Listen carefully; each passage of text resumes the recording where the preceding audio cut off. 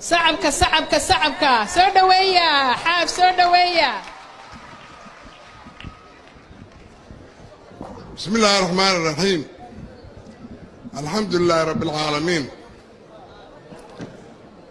مدحوينها جمهورية فدرالك الصومالية مدن محمد عبد الله فرماتشو قدوميها عقل كسرو سيدا ايسو ايغيا مدن عبد حاشي مدحوينياشا قولada madaxweynayaashii hore xildhibaanada iyo wasiirada salaadiinta iyo simada dhammaantiin assalaamu calaykum waraxmatullaahi wabarakaatuh. هذا اللي يرادا مهارين islaamkii baa dhameeyay waaran waa khatimay mudane madaxweynaha cusub mudane Saciid Cabdullaahi Dani marka ugu horeysa horta hambaliyo adiga iyo Axmed Kalaash labadiinaba guushii aad ku guuleysateen doorashadii ilaahay waxaan ka rajaynaynaa inaad noqotaan kuwii hore u sii wada anaa og horumar badan bay gaartay Puntland meel fiican bay maraysaa adinkana waxaan idinka rajaynaynaa inaad noqotaan kuwii hoggaanka u qabta oo hore u sii wada horumarkii iyo maarta hawshii wanaagsanayd oo runtii madaxweynayaashii hore soo qabteen dadka lagama amaal ka dhaco anugu Garowe waxa igu dambeysay yaabihii dhaweyd ka hor 89 markii jidkan la dhisayay magaaladan aad bay u yarayd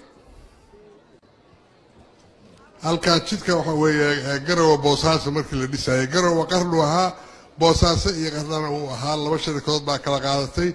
anugu tii waxaan la shaqeynayay ahayd Garowe qarno oo la oran jiray Lafimon meesha aan deganaan jirno inta baawur ka raacnaan magaalada aadi jirnay maanta magaalada bartamaheedii weeye aad iyo aad baan ugu faraxsanahay horumar aan la maaragtay runtii la koobi karin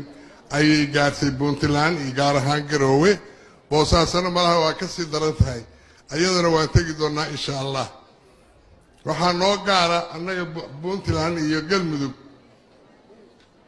inaan hawlaheennii hore u sii wadano nabadda inaan hore u sii wadano waxaan rajaynayaa inaan halkaan inta baawur ka qaadano ama Boosaas ka soo qaadano aan ilaa dhuusamareeb tagnay mutawaama ilaahay ka rajaynaya haddana way dhowdhowdahay waana la mari karaa horena waa u soo marnay haddana waa mari doonaa wax kaloo aan sheegaya lama arko mudane madaxweynaha Saciid Cabdullaahi Dani iyo Axmed Cabdullaahi madaxweyne ku-xigeenkiisa hambaliyo ayaan idin leeyahay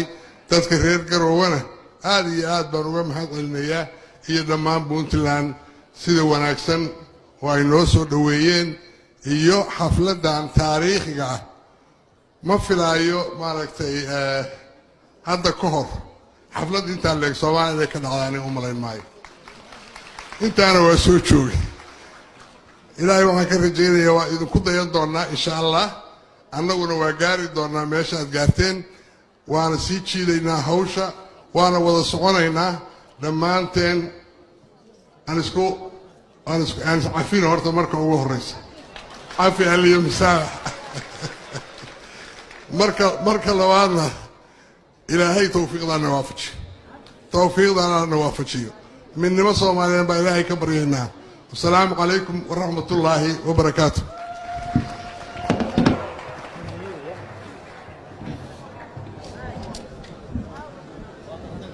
aad baad u mahadsantahay madaxweyne haddana waxaan rabaa inaan ku soo